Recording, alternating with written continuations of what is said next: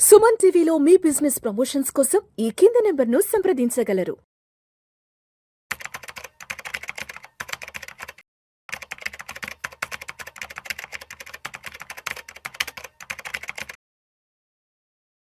Welcome. Trump 500% tariff. Trump పాలసీనా లేదా US యొక్క పాలసీనా, ఇది ట్రేడ్ పాలసీనా, పాలిటిక్స్ స్ట్రాటజీనా, అసలు ఏంటిది? 500% ట్రంప్ పాలసీ, అయితే దీన్ని ట్రంప్ పాలసీ అంటారు. ట్రంప్ పాలసీ ఇది బేసిక్గా చూస్తుంటే ఒక టారిఫ్ పాలసీ కానే కాదు. టారిఫ్ పాలసీలో ఎలా ఉంటుంది అంటే అందరికీ ప్రయోజనం కలిగేది ఉంటుంది. మరి ఇక్కడ టారిఫ్స్ పాలసీ ఎలా ఉందంటే ఒక రకమైన ఫోర్సెబుల్ అండ్ ప్రెజరైజ్డ్ పాలసీగా కనిపిస్తూ ఉన్నది. ఈ పాలసీని ఎవరు యాక్సెప్ట్ చేయరు, ఈ టారిఫ్స్ని ఎవరు యాక్సెప్ట్ చేయరు. వరల్డ్ వైడ్గా ఉన్న ఏ కంట్రీని తీసుకున్నా ఇది ఆమోదయోగ్యమైన పాలసీ మాత్రం కానే కాదు. అయితే ఈ ట్రంప్ తన యొక్క విజన్ ఏంటి అంటే అమెరికా ఫస్ట్ అనే విజన్ను సాటిస్ఫై చేసుకోవడము, తనకున్న ఐడెంటిటీ క్రైసిస్ని మరింత ఎక్స్పాండ్ చేసుకోవడము, ప్రపంచంలో నేనే మేటి అనే ఒక విధానానికి తను మెల్లిమెల్లిగా ప్రజలకు అలవాటు చేస్తున్నాడు. ఈ విధానంలో బలి అవుతున్నది ఎవరు అంటే మనలాంటి న్యూట్రల్గా ఉన్న దేశాలు. మనమే కాదు, స్పీడ్ గ్రోత్ అవుతున్న కంట్రీస్తో పాటుగా ఎమర్జింగ్ ఎకానమీస్ కూడా చాలా స్ట్రగుల్ అవుతున్నాయి. ప్రధానంగా ఇండియా, రష్యా, చైనాలు చాలా సఫర్ అవుతున్నాయి. అయితే మరి ట్రంప్ తీసుకున్న నిర్ణయంతో భారతదేశానికి ఉన్న అవకాశాలు ఏంటి, అవాంతరాలు ఏంటి, what are the merits and demerits ఒకసారి మనము ఇక్కడ డిస్కస్ చేద్దాము. ఈ ట్రంప్ పాలసీలో ప్రధానంగా మన ముందు ఉన్న ఒక పాయింట్ ఏంటి అంటే మన దేశ సిటిజన్స్ను కానీ, మన దేశాన్ని కానీ, భారతదేశ ప్రజలను, పౌరులను ఎలా కాపాడుకోవాలి, ప్రజా సంక్షేమం ఎలా ప్రోత్సహించాలి, ఇదే ప్రధానమైన అంశం. ఇక్కడ ప్రజా సంక్షేమం ఎందుకన్నానంటే ధరలు విపరీతంగా పెరిగినప్పుడు ప్రజల సంక్షేమం టక్కిమని పడిపోతుంది. అలా కాకుండా ప్రజలకు సంక్షేమాన్ని అందించడం ప్రభుత్వం యొక్క one of the main objective and responsibility. కాబట్టి ఇది మన ప్రభుత్వం ముందున్న అతి ముఖ్యమైన అంశం. సెకండ్ పాయింట్, మరి ఈ ప్రపంచ దేశాలన్నీ కూడా ఒత్తిడి చేస్తాయా ట్రంప్ పాలసీకి అనుగుణంగా అంటే చేయకపోయే అవకాశం చాలా ఉంది. అయితే భారతదేశం తనంతట తానుగా ట్రంప్ మాయలో పడి ఏమైనా ఒత్తిడికి గురి అవుతుందా, యుఎస్ ప్రెజర్ను తీసుకుంటుందా అనేది ప్రధానమైన అంశం. ఇక్కడ ఈ ప్రెజర్ను తీసుకుంటుందా లేదా అంటే 99.9% ఈ ప్రెజర్ను భారత్ తీసుకోదు. మరి దీనికోసం ప్రజెంట్ మన గవర్నమెంట్ యొక్క పాలసీ ఎలా ఉండొచ్చును అంటే ఫస్ట్ ఇక్కడ ఏంటి అంటే మన ప్రభుత్వం ఎప్పుడైనా కూడా ఆల్టర్నేటివ్ వేస్, సబ్స్టిట్యూట్స్ అనేవి వెతుకుతుంది అనమాట. ఒక దగ్గర ప్రెజర్ అయినప్పుడు దాన్ని మరొక వైపు ఈజీగా ఎలా సక్సెస్ఫుల్గా వెళ్ళాలి, దీన్నే మల్టీ అలైన్మెంట్ మెథడ్ అని పిలుస్తుంటారు. ఒక దగ్గర ఒత్తిడి జరిగినప్పుడు మరొక విధానాన్ని తీసుకొని మల్టీ అలైన్మెంట్ విధానంలోకి వెళ్తుంటారు. అలా వెళ్ళినప్పుడు యుఎస్ ఎన్ని రకాల ట్యాక్సెస్ విధించినా ఏం జరగదు, అసలు దానికి ఇంపాక్టే ఉండకపోవచ్చును. ఎప్పుడు ఈ మల్టీ అలైన్మెంట్ సిస్టమ్ను అంటే ప్రపంచంలో అనేక దేశాలతోని సత్సంబంధాలు కలిగి ఉండి వారికి మనకు ట్రేడ్ ప్రాపర్ వేలో ఉన్నప్పుడు సొసైటీతోనూ, ట్రేడ్తోనూ, మార్కెట్తోనూ అనుసంధానం కలిగి ఉన్న ప్రపంచ దేశాల్లో అతి ముఖ్యమైన దేశం ఏదంటే ఇండియా అని చెప్తుంటారు. ఏ దేశానికి కూడా కంప్లీట్ కాంట్రవర్సీ కాదు. ఇక్కడ ఎలా ఉంటుందంటే మనది విన్ విన్ పాలసీ ఉంటుంది. మీరు గెలవండి, మేము గెలుద్దాం, ఈ గ్లోబ్ మొత్తాన్ని గెలిపిద్దామనే పాలసీ మన దగ్గర ఉంటుంది. దానికి అనుగుణంగా ప్రభుత్వం నిర్ణయం తీసుకుంటున్నప్పుడు ఈ ఒత్తిళ్ళు ఎన్ని వచ్చినా కూడా ఓవర్కమ్ చేసే అవకాశం మన ప్రభుత్వానికి చాలా ఎక్కువ ఉంటుంది. ఇక్కడ ప్రైసెస్ పెరుగుతాయి, డెఫినెట్గా ప్రైసెస్ పెరుగుతాయి. ఇన్ఫ్లేషన్ అనేది ఖచ్చితంగా ఎఫెక్ట్ అవుతుంది. ప్రైసెస్ పెరగానే ఇన్ఫ్లేషన్ అని పిలుస్తుంటారు. ఇలా పెరుగుతున్నప్పుడు ఈ అలైన్మెంట్ పాలసీని మనం ఇంప్లిమెంట్ చేసినప్పుడు దాని ఇంపాక్ట్ ఉంటుంది కానీ తక్కువగా ఉంటుంది, చాలా తగ్గిపోతూ ఉంటుంది. నెక్స్ట్, ప్రపంచంలో అమెరికా ఒక దేశం ఉందా, చాలా దేశాలని అంటే మనకు అమెరికాకు రిలేషన్షిప్ ఉంది. మనం ఆ దేశం నుంచి అనేక ఇంపోర్ట్స్ చేసుకుంటున్నాము. కెమికల్ కావచ్చును, ఫ్యూయల్ కావచ్చును, ఎయిర్ స్పేస్కి సంబంధించిన స్పేర్ పార్ట్స్ కావచ్చును, ఇలా అనేక వస్తువులు మనం ఎక్స్పోర్ట్ చేస్తున్నాము, అమెరికా నుంచి ఇంపోర్ట్ చేసుకుంటున్నాము. వీటి మధ్య ఒక అంతరం మాత్రం ఖచ్చితంగా ఏర్పడుతుంది. ఇక్కడ ప్రధానంగా ఏర్పడే సమస్య ఏంటి అంటే డాలర్ రూపీ క్రైసిస్ అనేది ఏర్పడుతుంది. డాలర్ రూపీ క్రైసిస్ అంటారు ఇక్కడ. అంటే మన దేశం యొక్క కరెన్సీ విలువ పడిపోయే అవకాశం ఉంది. దీన్ని అడ్జస్ట్మెంట్ మెకానిజం ద్వారా మన కరెన్సీ యొక్క వాల్యూని పెంచుకోవడానికి ప్రయత్నం చేసి ఏంటి డాలర్ యొక్క ప్రియారిటీని తగ్గించడం చేస్తున్నట్లయితే డెఫినెట్గా మనం స్టేబులైజ్డ్ కరెన్సీని చూడొచ్చు. అంటే ఎప్పుడైనా policy is very very important. దీన్నే మనం న్యూటన్ లా ఉంటుంది, యాక్షన్ ఫర్ రియాక్షన్ అంటారు కదా. అదేవిధంగా ఇక్కడ ఎకానమీలో కూడా అంటే ఆర్థిక వ్యవస్థల్లో కూడా ఒక ప్రభుత్వం తీసుకున్న నిర్ణయం మరొక ప్రభుత్వానికి వ్యతిరేకంగా ఉన్నప్పుడు అది అడ్జస్ట్మెంట్ మెకానిజంని ఇంప్లిమెంట్ చేసుకుంటూ వెళ్ళినప్పుడు డెఫినెట్గా సక్సెస్ కావడం జరుగుతూ ఉంటుంది. కాబట్టి ఈ 500 టారిఫ్ పాలసీ అనేది పెద్దగా ప్రయోజనం ఉండకపోవచ్చు. ఈ ప్రెజర్ ఎక్కువైతే దీన్ని మనం ఏమనొచ్చు అంటే ప్రెజరైజ్డ్ పాలిటిక్స్ అనొచ్చును. ఇది పాలిటిక్స్ అది పాలిట్రిక్స్ అని చెప్పొచ్చును ఒక విధంగా. అంటే ఒక దేశం పైన డిప్లొమాసీని మేనేజ్ చేయకుండా మెయింటైన్ చేయకుండా వారిపైన టారిఫ్స్ అనే ఒత్తిడిని పెంచి ఆ ఒత్తిడి ద్వారా దేశాన్ని తమ కంట్రోల్లోకి తీసుకోవడం అనేది చాలా అభ్యంతరకరమైన అంశము. ఎప్పుడు కూడా స్నేహభావంతో ఒక దేశాన్ని మరొక దేశము ఫ్రెండ్లీ నేచర్ పెంచుకోవచ్చు. ఎప్పుడైనా కూడా ఫ్రెండ్లీ ఎకానమీస్ అనేవి ఉండాలి, ఫ్రెండ్లీ పాలసీస్ ఉండాలి, ఫ్రెండ్లీ పాలిటిక్స్ ఉండాలి. కానీ ప్రజెంట్ కనిపిస్తుంది ఏంటి pressurised tariff based politics and policies కనబడుతున్నవి. వీటిని ఏ దేశం కూడా ఆమోదించదు. కాబట్టి ట్రంప్ తన నిర్ణయాలను మెల్లిమెల్లిగా వెనక్కు తీసుకోవడం జరుగుతుంది అని అనుకుంటున్నాం.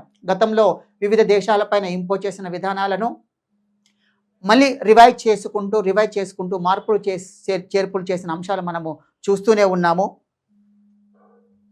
Same as it is. అదేవిధంగా మళ్ళీ ఏదైనా చేంజెస్కి అనుగుణంగా మళ్ళీ మార్పులు చేర్పులు కాలానుగుణంగా వస్తూనే ఉంటాయి. అయితే ఇక్కడ ట్రంప్ గారి ఉద్దేశం ఏంటి అంటే ఒక 3 దేశాలపైన ఒత్తిడి తీసుకొస్తే ప్రపంచం మొత్తం నాదే, నేను ఆశిస్తున్న నోబెల్ పీస్ ప్రైజ్ కూడా నాకే రావాలి, నేను ప్రపంచంలో గొప్పవాడిని, ఐడెంటిటీ క్రైసిస్ని కూడా సాటిస్ఫై చేసుకుంటాడు. ఇలాంటి అనేక అంశాలు ఉన్నాయి. కాబట్టి మరి ఒకవేళ ఈ ఒత్తిడి ఇలాగే కొనసాగితే ప్రపంచ దేశాలకు ఏమైనా నష్టం వాటిల్లుతుందా, ఏమైనా చేంజెస్ని ఎక్స్పెక్ట్ జరుగుతాయా అంటే డిఫాల్ట్ అండి. ఒత్తిడి అనేది ఎక్కడైతే ఉంటుందో అక్కడ మార్పులు సహజము. అది ఎంత అగ్రదేశమైనా ఎంత స్ట్రాంగ్ కంట్రీ అయినా కూడా ఒత్తిడి అనే దానిని ఎవరు యాక్సెప్ట్ చేయరు. ఆ ఒత్తిడి జరిగినప్పుడు ఆటోమేటిక్గా జరిగే పరిణామాలు చాలా ఉంటాయి. ఇక్కడ ఈ టారిఫ్ కంటెస్ట్లో మనం చూసినట్లయితే ఇదే ఒత్తిడి కొనసాగుతుంటే ప్రధానంగా ఫస్ట్ పాయింట్ ఏంటి అంటే రష్యా చైనా మధ్య మంచి బంధం పెరిగే అవకాశం ఉంది. రష్యా చైనా మంచి ఫ్రెండ్లీ అవుతారు. ఇలా ఫ్రెండ్లీ అయిన కొద్దీ వీరి మధ్య వ్యాపారం పెరిగి ప్రపంచ దేశాలను వీరికి అనుగుణంగా ఒకవేళ డైవర్ట్ అయితే అది ట్రంప్ గారికి యుఎస్కి చాలా పెద్ద దెబ్బ పడుతుంది. ఇది ఒకటే కాదు, ఈ ప్రపంచ దేశాల్లో టాప్ కంట్రీస్ అన్ని కలిసి డాలర్కి సబ్స్టిట్యూట్స్ వెతికినప్పుడు, డాలర్కి ఆల్టర్నేటివ్ ఎకానమీని చూసినప్పుడు, డాలర్కి ఆల్టర్నేటివ్ కరెన్సీని రూపకల్పన చేసినప్పుడు అమెరికా ఆర్థిక వ్యవస్థ కుప్పగూలే అవకాశం ఉంటుంది. ఇప్పుడు ప్రజెంట్ H1B వీసాలు, L1 వీసాలు అని వివిధ రకాల వీసాలు రెన్యువల్ ప్రాబ్లమ్స్తోని ఆ దేశానికి వెళ్ళే IT tech and software company ఎంప్లాయీస్ని కూడా ఎక్కడెక్కడ ఆపేస్తున్నాడు. దీనివల్ల కూడా ఆ దేశానికి సరిపడే అంత స్కిల్స్ లేని పక్షంలో అక్కడ ప్రొడక్షన్ పైన కూడా ఇంపాక్ట్ పడే అవకాశం ఉంటుంది. ప్రపంచ దేశాలన్నీ కలిసి ఈ నిర్ణయాలు తీసుకుంటే చాలా ఇబ్బంది ఎదుర్కొంటుంది. ఇది ఒక ప్రధానమైన పరిణామంగా చెప్పొచ్చును. ఎప్పుడైనా కూడా ఎవరి దేశానికి వారికి మై కంట్రీ ఈజ్ ఫస్ట్ అనే ఫిలాసఫీ ఉంటుంది. అంటే దేశం ఫస్ట్, బట్ ఇక్కడ ట్రంప్ ఏమంటారు అంటే అమెరికా ఫస్ట్ అంటాడు. Yes, America first. ఏ దేశ పౌరులకు ఆ దేశము ఫస్ట్ కనిపిస్తుంది. అయితే ఈ గ్లోబలైజ్డ్ ఎకానమీలో ఉన్నప్పుడు ఒక కంట్రీనే ఫస్ట్ కాదు, అన్ని కంట్రీలకు ఈక్వల్ ప్రియారిటీ ఇవ్వాలి, అన్ని కంట్రీస్ యొక్క ప్రజల సంక్షేమాన్ని ఆకాంక్షించాలి.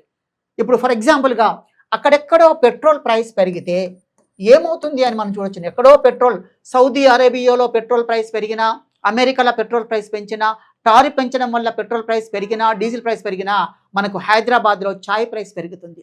ఎలాగంటే పెట్రోల్ అనేది అన్ని రకాల ట్రాన్స్పోర్టేషన్కి బేస్ కాబట్టి ఆటోమేటిక్గా ట్రాన్స్పోర్టేషన్ కాస్ట్ పెరుగుతుంది. షుగరు, టీ పౌడరు, వెజిటేబుల్స్, అన్ని రకాల స్వీట్ ఆయిల్, అన్ని కుకింగ్ ఆయిల్, అన్ని రకాల ప్రైసెస్ పెరిగిపోయి మనకు తెలియకుండానే ఈ యొక్క టారిఫ్ వలన పెట్రోల్ ప్రైస్ పెరిగి, డీజిల్ ప్రైస్ పెరిగి, ట్రాన్స్పోర్టేషన్ కాస్ట్ పెరిగి, ఫైనల్గా మనం వాడే ఫుడ్ గ్రెయిన్స్ ప్రైస్ పెరిగి దేశంలో ఇన్ఫ్లేషన్కి దారి తీస్తుంది. ఇది చాలా ప్రధానమైన సమస్య. ఏ దేశంలోనైతే ద్రవ్యోల్బణం ఎక్కువగా ఉంటుందో ఆ దేశ ఆర్థిక వ్యవస్థ చిన్న భిన్నమవుతుంది. కామన్ మ్యాన్కి లభించాల్సిన వస్తువులు లభించవు. వారి జీవితాన్ని సాటిస్ఫైడ్గా ఎంజాయ్ చేయలేరు. మినిమం ఫుడ్ గ్రెయిన్స్ కూడా దొరకవు. ఇలాంటి సందర్భంలో ఒక category people forced into poverty, ఒక కేటగిరీ వాళ్ళు పేదరికంలోకి నెట్టవేయబడుతూ ఉంటారు. ఇక ఇంత ఇంపాక్ట్ ఉంటుంది. యాక్షన్ చిన్నదే, చాలా చిన్న యాక్షన్, దాని యొక్క రిజల్ట్ ఇంపాక్ట్ చాలా ఎక్కువగా ఉంటుంది. కాబట్టి ఎప్పుడైనా కూడా ప్రపంచ దేశాలు ఏవైనా కూడా పాలసీ రూపకల్పన చేస్తున్నప్పుడు అది ప్రజా సంక్షేమాన్ని ఆకాంక్షించే విధంగా ఉండాలి. కానీ దేశాలపైన ఒత్తిడి, ప్రజలపైన ఒత్తిడి చేసే విధానాన్ని ఎవరు కూడా ఉపేక్షించారు. అయితే ఇంకా ఏమైనా ఇంపాక్ట్ పడుతుందంటే వరల్డ్ వైడ్గా ఉన్న కంట్రీస్ అన్ని 2 గ్రూప్స్గా విడిపోవచ్చును. ఎలా? అమెరికా ఫ్రెండ్లీ ఎకానమీస్ కావచ్చును, అమెరికా యాంటీ కంట్రీస్ కూడా కావచ్చును. ఇలా గ్లోబ్ అంతా 2 సెపరేట్ గ్రూప్స్గా విడిపోయినప్పుడు మరొక యుద్ధం జరిగే అవకాశం ఉంది.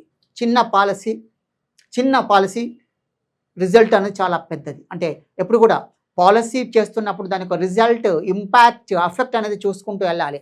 ఆ ఎఫెక్ట్ అనేది ఎక్కువగా ఉన్నప్పుడు అది ప్రపంచానికి తగులుతుంది. అంటే ఒక చిన్న మ్యాచ్ స్టిక్ అండి, చిన్న అగ్గి ఉంటుంది కదా, నిప్పు, చిన్న నిప్పునే ఎంత పెద్ద అయినా కూడా దాన్ని మొత్తము ఫైర్ చేసే అవకాశం ఉంటుంది. కాబట్టి పాలసీలు చేస్తున్నప్పుడు ప్రభుత్వాలు చాలా ఖచ్చితంగా వారి సంక్షేమము చూసుకుంటూ, ప్రజల సంక్షేమం చూసుకుంటే ఇబ్బంది లేదు. కానీ వారి గొప్పదనాన్ని, వారి యొక్క గ్రేట్నెస్ను చూపించడానికి ప్రయత్నం చేస్తున్నప్పుడు ఇలాంటి అవంతరాలు జరుగుతాయి.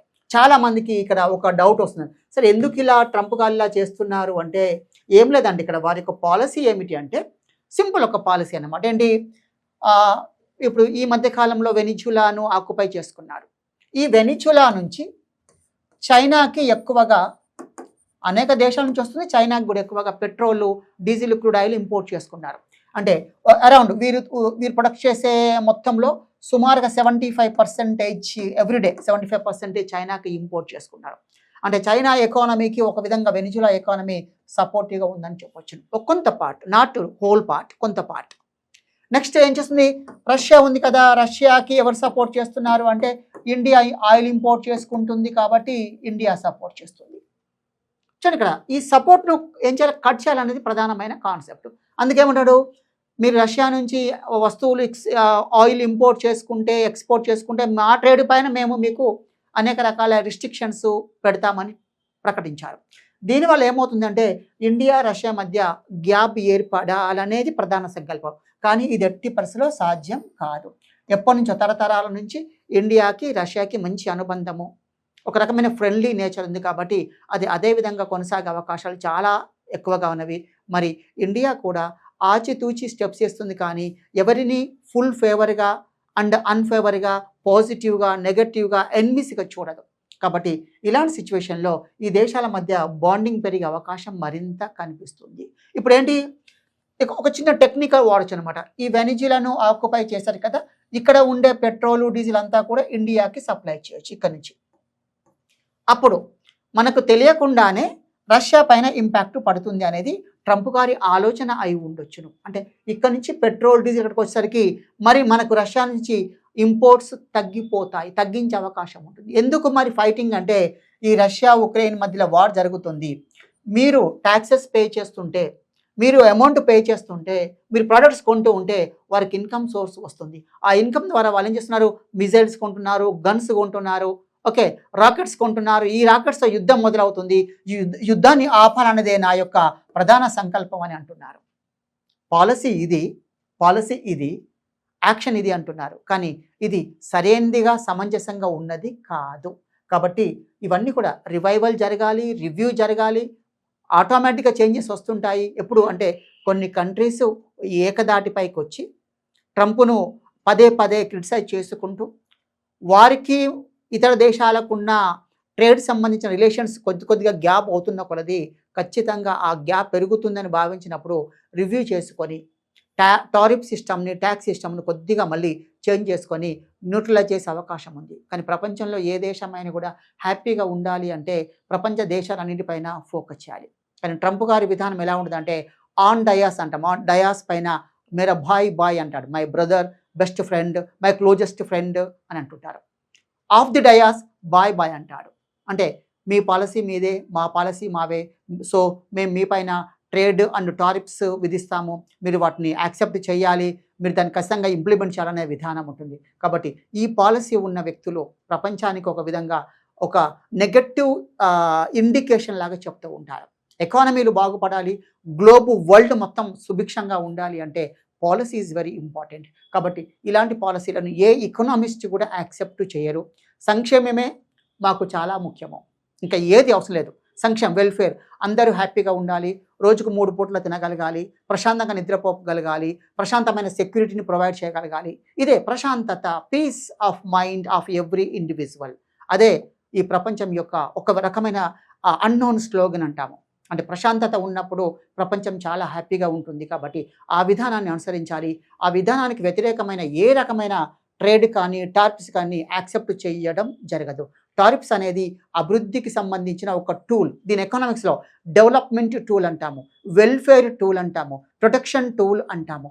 అంతేగాని ఇది ఈ రకమైన టూల్గానే ఉండాలి కానీ పొలిటికల్ టూల్గాను ప్రెజరైజ్డ్ టూల్గాను మారకూడదు. అలా మారితే ప్రతి దేశం ఇదే విధానాన్ని అనుసరిస్తే ప్రపంచ ఆర్థిక వ్యవస్థ మొత్తం కుప్పగూలి ప్రపంచం మొత్తం దెబ్బతింటుంది, ఆర్థిక వ్యవస్థలు నాశనం అయిపోతాయి. ఆ తర్వాత మనం ఎంత రికవరీ ప్లాన్ చేసినా కూడా రికవరీ అవ్వదు. ఎప్పుడైనా రికవరీ కానటువంటి వాటి జోలికి వెళ్ళకూడదు, అందులో ప్రధానంగా ఎకానమీ జోలికి వెళ్ళకూడదు. కానీ ట్రంప్ గారు పదే పదే అదే విధానాన్ని అనుసరిస్తున్నారు. అది చాలా హానికరమైన అంశం. కాబట్టి అన్ని దేశాలు సమాలోచన చేసుకొని వాటికి అనుగుణంగా డెవలప్మెంటల్ యాక్షన్ చేసి డెవలప్మెంట్ కోసం ప్రయత్నించినట్లయితే డెఫినెట్గా దేశాలు, ప్రజలు, ప్రధానమంత్రులు అందరూ కూడా హ్యాపీగా ఉంటారు. అందులో మనం భాగస్వామ్యం కావాలి, సంతోషంగా ఉండాలి. అదే ఎకానమీ యొక్క ప్రధాన మోటో. Thank you all.